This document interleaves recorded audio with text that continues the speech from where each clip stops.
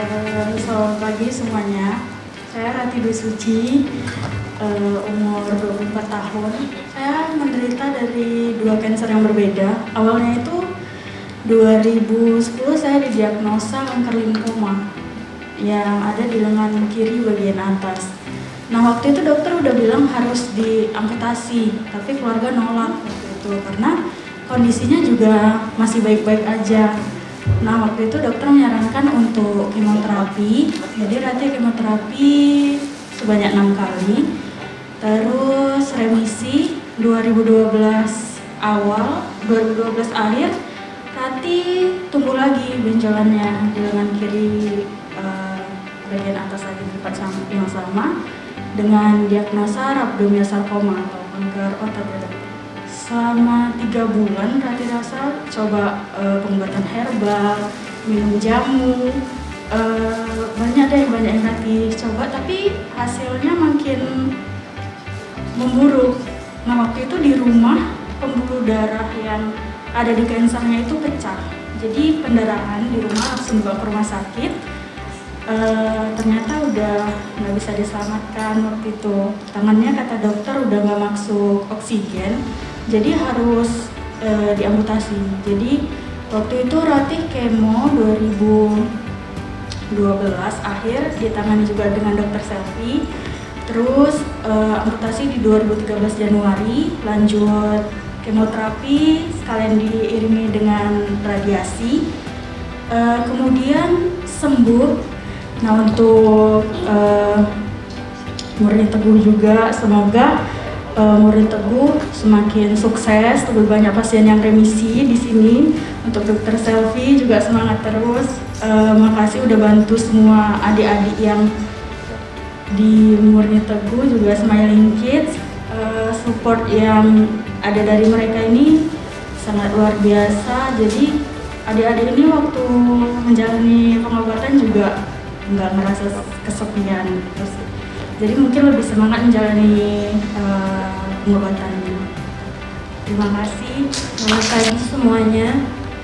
Ini anak saya namanya Abarja Sampasari Bu, umur 7 tahun. Dia awal mulanya terkena leukemia ALL 1 itu di umur 2 tahun setengah. Udah menjalani kemo setahunan. Dia kembali lagi relapse karena saya yang memberikan obat herbal. Jadi untuk adik-adik lainnya tetap semangat, jangan pernah untuk memberikan obat-obat yang tidak dianjurkan oleh dokter. Harus mengikuti apa kata dokter. Terima kasih juga buat dokter Selvi yang udah mengobati Abrar sampai sekarang sudah remisi tahun 2021. Sekarang udah menjalani kontrol terus selama per 6 bulan sekali. Terima kasih. Saya dari Bulan Yakin. Sekarang si Chloe sudah kelas 2 SD. Kemarin umur 3 tahun, jalan 4 tahun. 2018 dia terkena leukemia. Dokter Selvi lah dokternya. Yang pasti saya terima kasih kepada Murni Teguh dan perawat dia semuanya sabar. Saya nggak mudah. Dokter Selvi kalau bilang ikhlas, mungkin dari awal sampai sekarang sih. Terima kasih kepada yang ikhlas. Untuk ingat dia dulu sama 3 tahun kami berdua. Untuk orang tua saya semangat mengobati anak kita.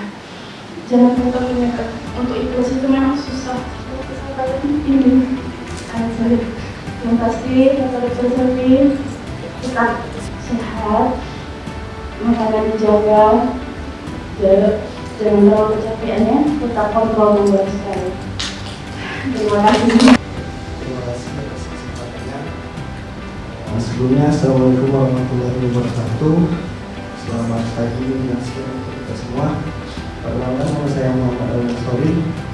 Saya merupakan survivor dari osteosarcoma atau kanker tulang. Sebelum saya memberikan testimoni, mungkin saya bisa sedikit cerita pada peserta. Saya terkena sakit kanker tulang itu pada umur 11 tahun. Waktu itu tahun 2014. Awalnya itu bangun tidur, di sekitar lutut saya itu mengalami nyeri atau denyut, dan ketika dibawa jalan itu terus mengalami nyeri hingga akhirnya kami memutuskan untuk melakukan ronsen. Kemudian untuk memastikan apakah itu benar kanker tulang, maka harus dilakukan biopsi. Jadi kami memutuskan untuk biopsi dan hasilnya memang positif kanker tulang. Kemudian dokter juga menyarankan pada kami untuk tetap berobat di pengobatan medis, jangan berobat di pengobatan alternatif atau apapun itu. Namun kami mencari second opinion. Kami berharap hasilnya itu tidak kanker gitu. Kemudian kami memutuskan untuk berangkat ke Pineng, ke rumah sakit. Di sana bertemu dengan dokter. Kemudian dia mengatakan bahwa ini bukan spesialis saya. Kemudian dirujuk kembali ke Kuala Lumpur,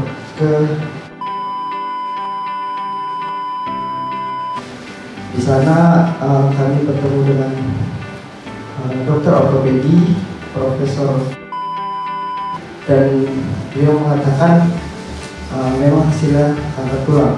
Namun pada saat itu belum ada yang mengatakan bahwa ini harus diamputasi, tapi hanya pasang pen saja. Kemudian karena itu kanker tulang, jadi sebelum operasi itu diharuskan kemoterapi terlebih dahulu. Dan waktu itu karena saya masih di bawah umur dan warga negara asing, maka dirujuklah saya untuk kemoterapinya kembali di Indonesia, ke Medan. Dan di Rumah Sakit Murid Teguh ini dilakukanlah kemo selama 4 kali.